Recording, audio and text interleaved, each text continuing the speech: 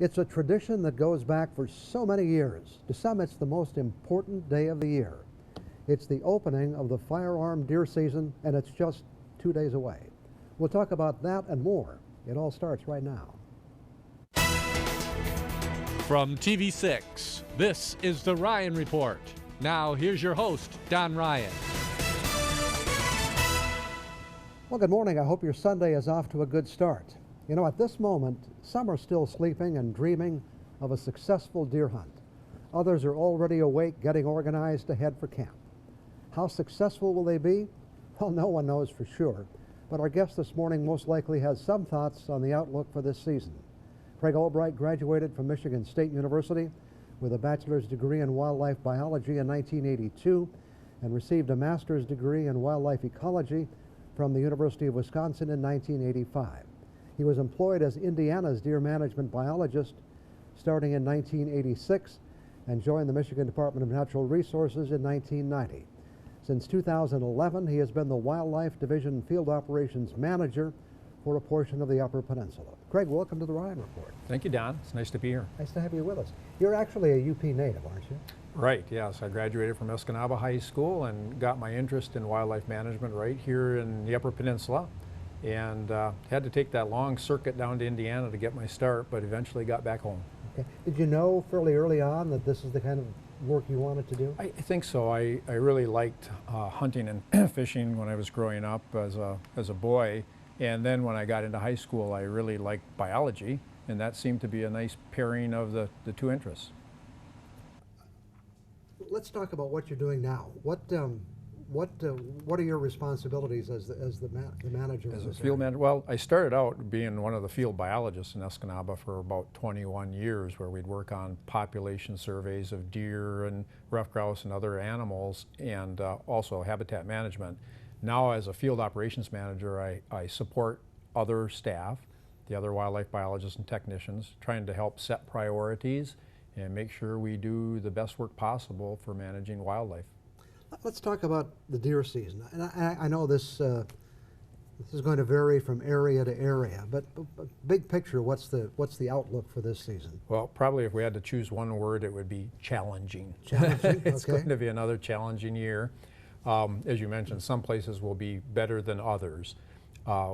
We've just come off of 3 very severe winters, starting with the winter of 2012-13, and then for the next 2 years. Now, last year wasn't so bad, right, but it's fairly unusual to have 3 severe winters in a row for deer.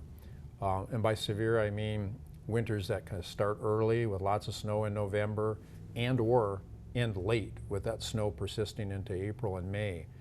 Our deer are well adapted to bad weather up here in the UP through centuries or millennia. They've adapted by moving into conifer-dominated landscapes.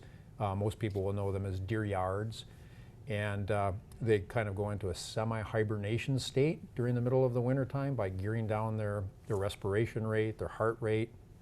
They spend a lot of time bedded under conifer cover, making feeding forays out to get food when available. And some of these deer have established migratory traditions where they're moving 10 to 20 miles from their non-winter range to winter range. How they do it is quite a mystery. It's usually the fawns learning this pattern from the mother, but there's not that many repetitions for going that far, but they do it.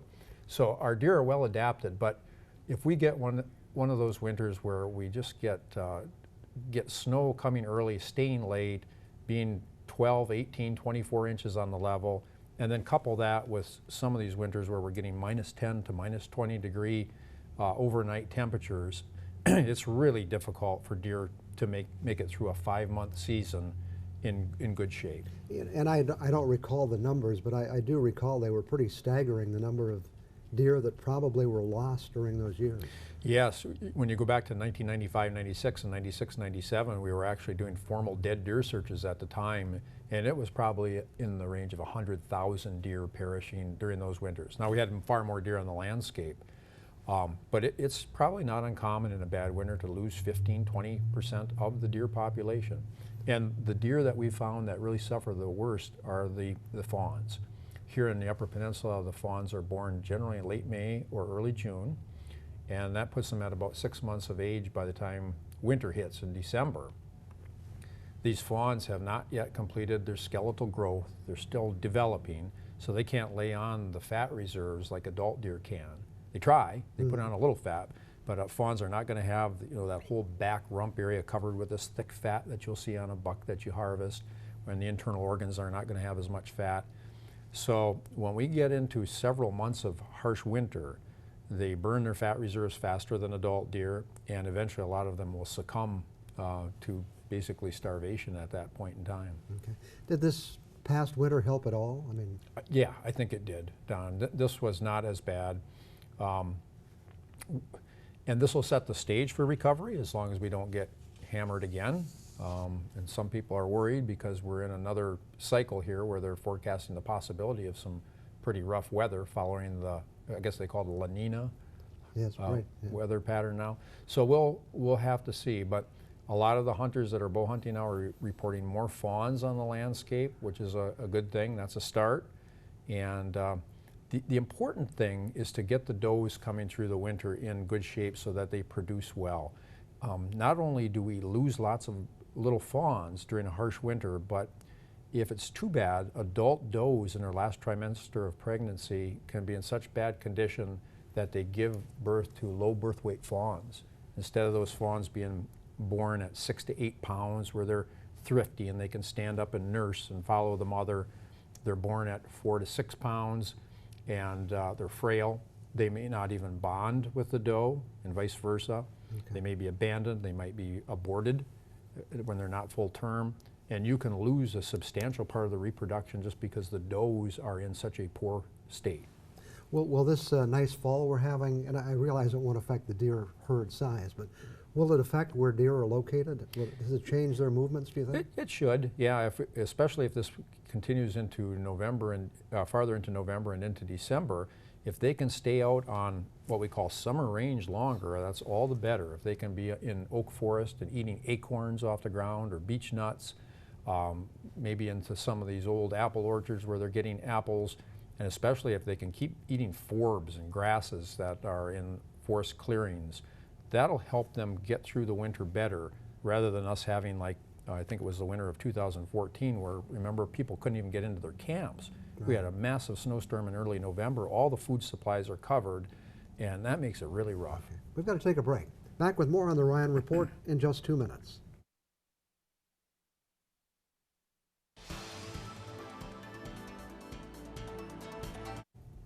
Our guest this morning is Michigan DNR's Craig Albright.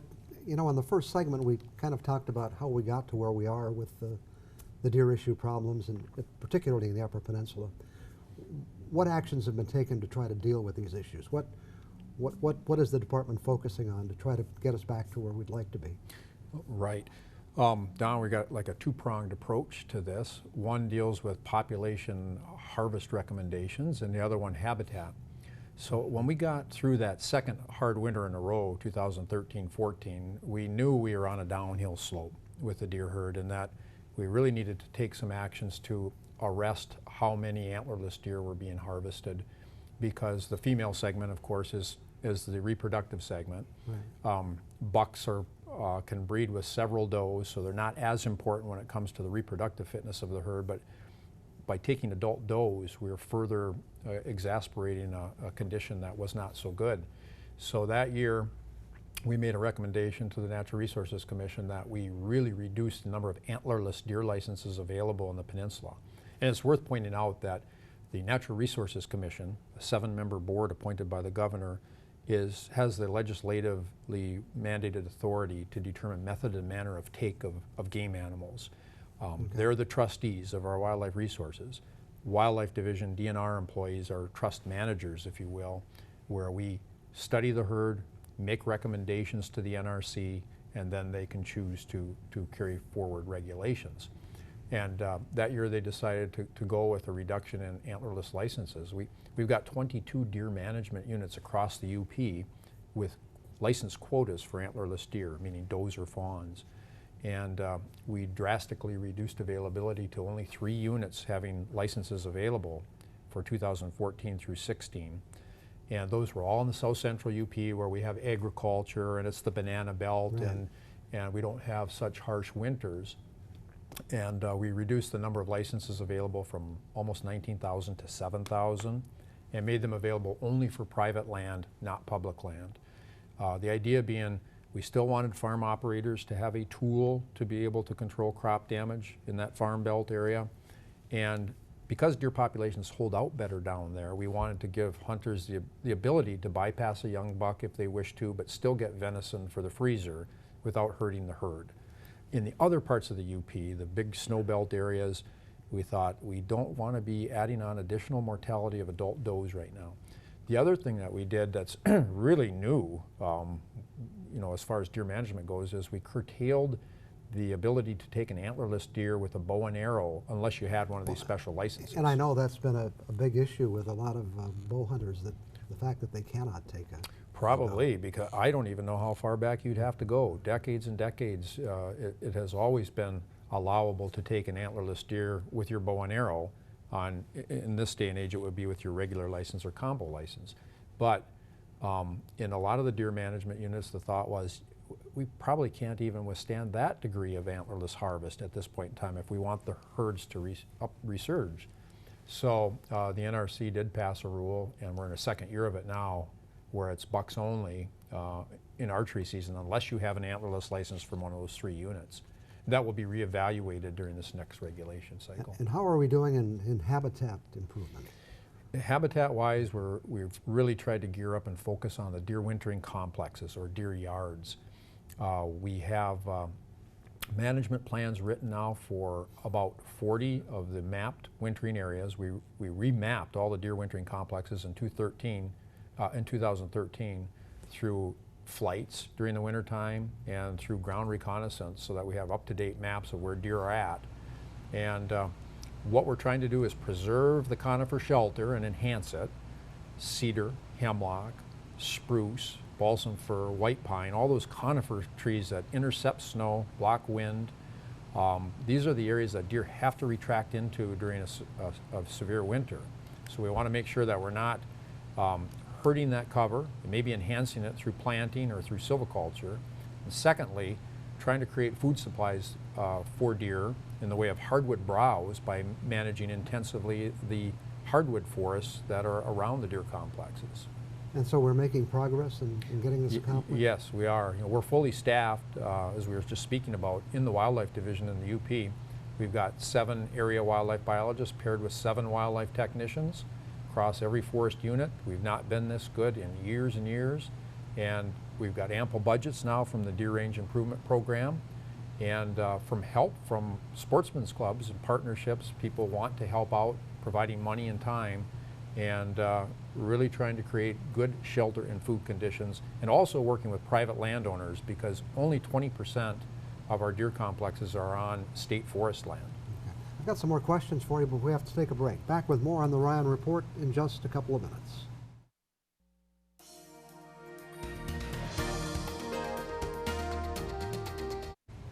Again, we're talking with Craig Albright from the Michigan DNR. Let's talk about predators, wolves. Is that continuing to be a problem for the deer herd?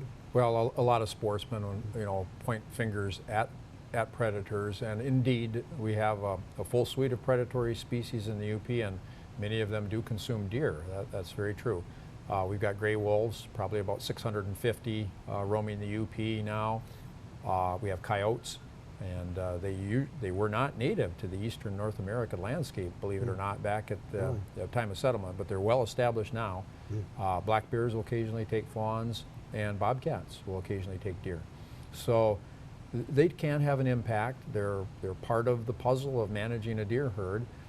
Fortunately, we have a really in-depth research project going on right now with Mississippi State University and our DNR researchers looking at the impacts of winter weather, predators, and habitat combined. And as you might expect, it's complex. It's not just predators taking deer, it's not just winter weather, it's not just habitat, it's the commingling of all these effects cause deer herds to go up and down, and we have to select what it is that we can manage. Right now, wolves are federally endangered. We don't want them to be, we don't think they should be, and we're working through the courts to see if we can get them delisted again so that we would have management authority. Coyotes, the NRC just made it legal to hunt them year-round with a base license. Bobcats and bears are a little bit different. They take some deer, but there are also a lot of people who really like to hunt those species. I mean, those are favored game animals in themselves. Some people wait for years to get a bear license for the first hunt period. You know, I can remember, and I'm old enough to remember, when deer hunters would line up to catch the ferry to cross the Straits of Mackinac for miles, you know, and they all came from Lower Michigan. Nowadays, there really is some outstanding hunting in Lower Michigan, I understand. That's correct, Don. There really is, and in the northern Lower Peninsula too, and southern Lower. They really have a lot more deer than we have right now, and a lot of them are very big deer because of the agriculture on the landscape and the lack of snow compared to us. So you're right, our mail survey is documenting lower numbers of hunters in the UP compared to the old days. It may be close to like 1940s or 30s levels right now, the number of people hunting the UP. Okay. It is important for people to check their deer at one of your check stations, isn't it? Right. It's not mandatory right now in the Upper Peninsula. It is in some states, but right here it's voluntary. But if you bring your deer into one of the DNR offices, you can get a successful hunter patch, and we can determine the age of the deer by tooth wear and replacement, which is kind of interesting to know, especially if you got a big buck. And we can do it without cutting the cheek. We can look with a flashlight, so no worries there if you want to get it mounted. We'll measure the antler beam diameters, and we'll be collecting deer for disease testing if people are concerned about that. So it's also a nice chance for hunters to let the DNR staff know what they're seeing and what they'd like to see for the future. Bottom line, it's probably going to be another tough year, particularly in the northern Upper Peninsula, is that correct? Correct, yes. I'd say it's going to be another tough, challenging year, particularly in the north, but there will be pockets. We've got, the game cameras have really been quite an addition to the scene now, kind of like fish finders. People would say, well, there's no fish in that lake at all, until those came about. It's like, oh yes there are, but you just can't catch them.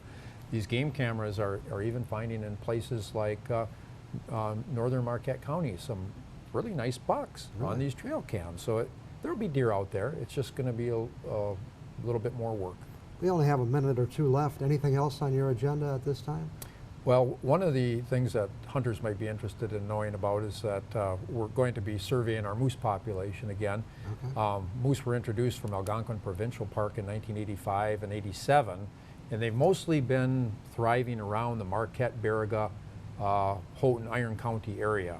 Relatively small area, maybe 1,500 square miles. Okay. And we're going to fly airplanes over that area using a technique with correction factors to estimate the moose herd. We do it every 2 years.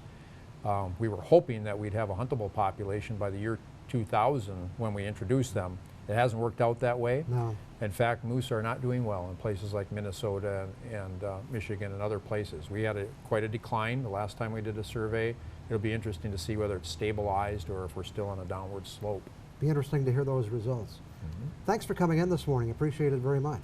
My pleasure, Don. A lot of good information to share about things being done with the deer herd in Upper Michigan. Best of luck. I'll be back with some other thoughts for you after we take this break.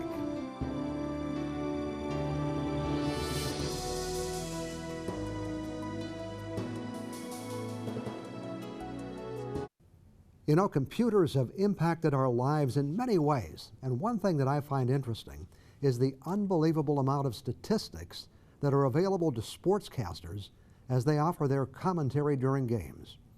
During the regular season in baseball, each time a batter comes up, they can tell you what he has done throughout his whole career against the guy who's pitching at that moment. It's something worth knowing. They can also tell you what that pitcher has done throughout his career against the team he's facing at that moment. That's not quite as important to me, since the makeup of teams can often change. There are many other meaningful and not so meaningful stats they throw at us, not just in baseball, but in other sports as well. But you know, this year in the World Series, they took it to a new level. For example, in the exciting Game 7, Cubs pitcher John Lester threw a wild pitch that allowed 2 runs to score. Game announcer Joe Buck promptly let us know that the last 2-run wild pitch in a World Series game was in 1911. The series featured the New York Giants against the Philadelphia Athletics, and Rube Marquardt threw that wild pitch. And my question is, how did they know that? And talking about weird statistics, in an earlier game in the series, the Cubs' Chris Bryant had both a home run and a stolen base, which meant that Joe Buck was able to tell us that in the history of the World Series, Chris Bryant was the third player aged 24 with a home run and a stolen base. Now, how did they know that? Of course, they know it because it's available in a computer database that must contain an unbelievable amount of sometimes interesting and oftentimes absolutely useless information. But that information doesn't just appear in that database. Someone had to put it there. Someone had to feed in the information that would allow us to know that Chris Bryant was the third player aged 24 with a home run and a stolen base in a World Series game. Although I'm thinking in that case, I'm pretty sure we didn't really need to know that. I'm just waiting for the day when everything everyone does is in some kind of database, which means that someday you may be watching the news and Steve Aspen will announce that you have become the second person in your age group in your town to, well, you fill in the blank. Think it's far-fetched? Perhaps, but so are many other things we see today. I'll be back in 2 minutes. It's about time for us to wrap it up for another week. The Today Show is getting ready to roll. There is time to remind you that you can also watch our show on the internet. The place to go is uppermichigansource.com, where you'll also find all the latest news 24 hours a day. Click on the navigation bar and scroll down to the Ryan Report. Thanks to Craig Albright from the Michigan DNR for joining us today to talk about that special day coming up on Tuesday. And of course, best wishes to all of those who will be taking to the woods for the firearm deer season. Good luck, be safe, and join us again next Sunday morning.